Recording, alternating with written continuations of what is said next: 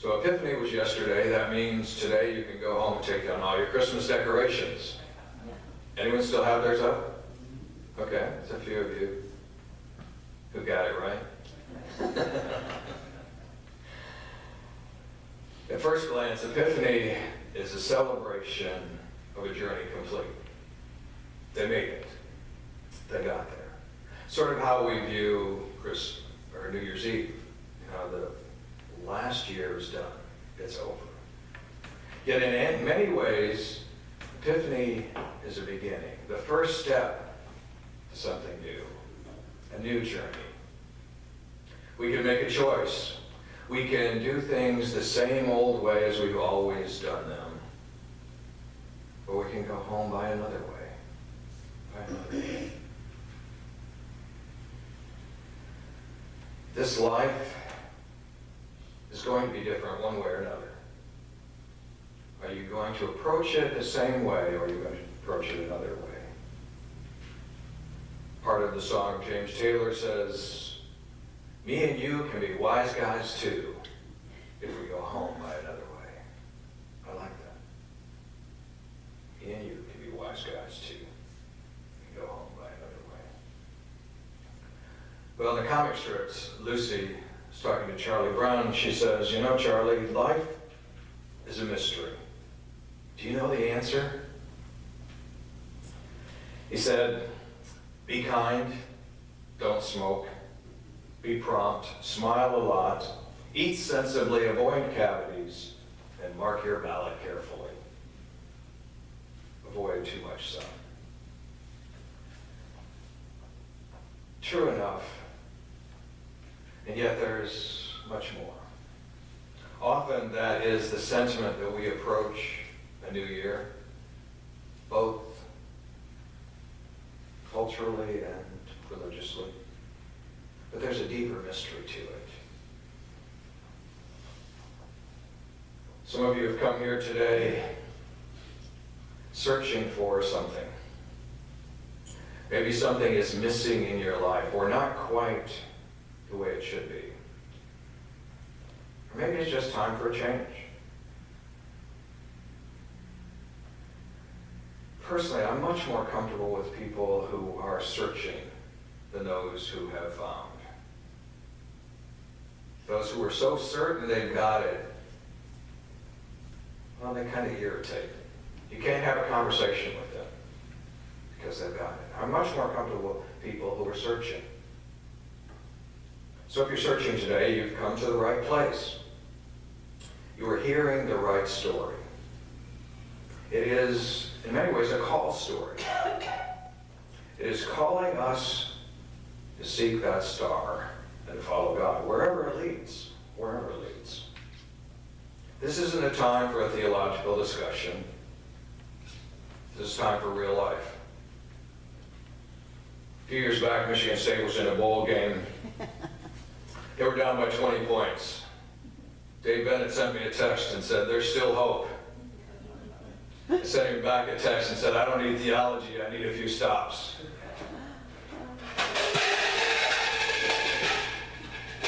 This is about where we're going to go, what our reality will be. Some of you have come here today not for an overt theological purpose, but to ponder the significance of the doctrine of incarnation, how God is able to be with us. It is a time to get a handle on our lives. Maybe that's why you came. In certain ways, you have an idea of which way to turn, but in spite of that, your life feels uncontrollable, difficult, mysterious, or maybe just harder than it should be. Maybe something in the sermon, in the songs, in the scripture might speak to you this morning. Might give you hope and comfort and a new direction. On the other hand, maybe you're just excited about something new. Good for you. That's wonderful. But if you're struggling a little bit, The first bit of reality you need to know is that the good news, the answer that God is breaking into our lives, seldom looks like good news at first. Well, Mary and Joseph are in this barn. Doesn't look a lot like good news. But the key is not to stop looking for God in the midst of wherever you are. And don't stop moving in directions God wants you to move. The Magi, making the way to a king, found him not in a castle, but in a one-star stable. Now, I mean that in the way that restaurants and hotels rate 1 star. They were expecting a 5-star king. And so they went to the only 5-star hotel they knew of, Herod's palace. When was the last time you ate or stayed in a 5-star establishment? If I did, it's only once. I can't afford 2 nights, right? There are many questions that come with that. What are some of the questions that come to you as you think about going to a 5-star restaurant or a 5-star hotel? How should I dress? What should I wear? What are some other questions? How much money is going to cost me? Right. Yeah, that's a big one, yeah. Other questions? The tip. How much the tip? How much do you tip? Okay, that kind of fits in there. Yeah. Why am I doing this? Why am I doing this? Okay, I would never ask that question. Okay. Yeah. Will I be looked down upon by all those 5-star people? Yeah. Will I be judged?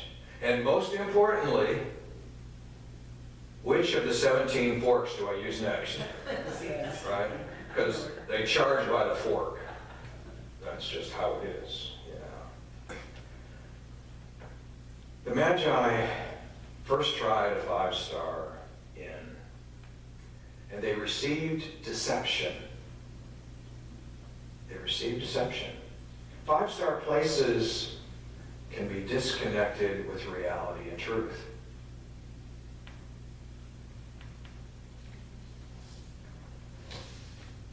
They found their way to a 1-star inn. 1-star inns, at least for many of us, feels more comfortable. There's less pressure, right? All are welcome. You know, you've been to those places where they have peanut shells all over the floors. So who's going to worry about what you do? All are welcome. Come as you are. You can be yourself. Things might be a little gritty, a little messy, a little noisy. But there's never a confusion about which fork to use, because there's only one. Surprisingly, the Magi discovered that God is a 1-star God. Did you realize God is a 1-star God? God is open to all people regardless of race, gender, class, age, status, orientation, wealth, health, mental health, ability, intelligence, looks, clothes. Think I got them all? Probably not. When you discover that, you can't help but go home by another way. Because things have changed. Your perspective changes. Sometimes in great joy and sometimes off-balanced by new revelations, new realizations. Yet in spite of knowing that, we often think we personally need a 5-star God. We need a God who will impeccably care for us, meet every need we have, give us way more than we need, because after all, it's me. We know, and yet we get confused. Think of the disappointment that those Magi must have felt. When going to a king, they come to a poor little house to find a one-star stable. All of us at some time or another follow a star only to find a stable. We follow a hope only to find it's not quite what we wanted or expected, not knowing what that might mean for others.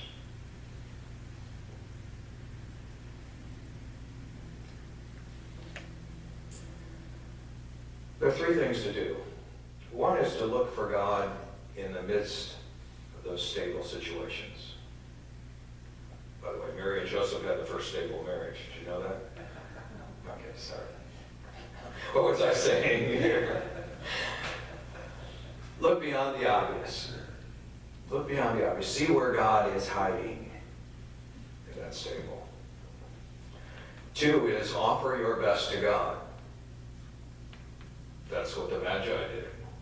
They brought the very best. And three, because of what you find, be ready to go a different way. Question for us is, what is God's direction for us tomorrow and the next week and this next year? What direction will we take? Bill Denby was a 21-year-old Army private who was called to Vietnam. On March 26, 1971, a rocket hit his vehicle.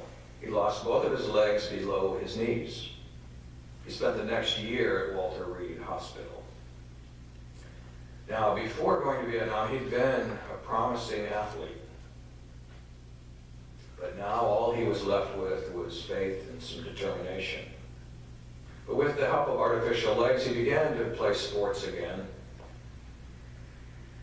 And he was invited to play basketball at a tournament in Nashville in 1987, sponsored by the U.S. Amputee Athletic Association. While he was playing, there happened to be a director who was going to be doing a commercial who saw him and asked him if he would audition for a part in a DuPont commercial. And he agreed. Well, the filming was long and hard. They played basketball together for 4 hours or so. And at some point, toward the end of the filming, the director asked him if he would mind if one of the players knocked him down, because that happens in basketball. He thought it would add some reality. It would add some humanity into the commercial. And so he agreed. And you may have seen that commercial. I saw it. So they're playing basketball. They're fighting for a rebound, and he goes down. He gets back up, and he plays. I think the gospel leaves us deliberately off balanced, because you won't make changes unless you are off balanced. Something needs to almost force us into the reality of a new way. And when you feel off balanced, try not to rebalance yourself too quickly, because that's our instinct. And if you do, you may miss the message that God has for you. We celebrate Epiphany today, the mark of a new beginning. As the calendar turns to 2018, all of our personal odometers can be turned back to zero. We can start again, fresh start.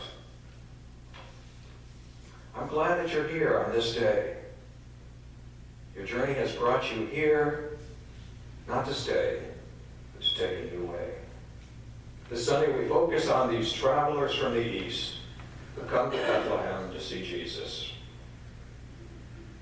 With this story we complete the Christmas story, and we're ready to move on.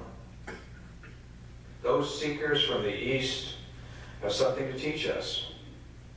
We'll pause and reflect if we walk with them a little bit on their journey. A few years ago, Roberta Messner was browsing through a local flea market looking for deals. She came upon an amazing antique Christmas creche.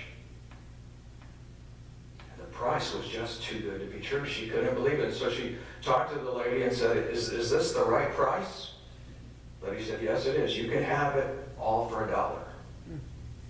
It's all there except for Jesus. It's all there except for Jesus. How will we go into the new year? Will we go about our lives the same way we always do? Everything is there except for Jesus. Or will Jesus become the focal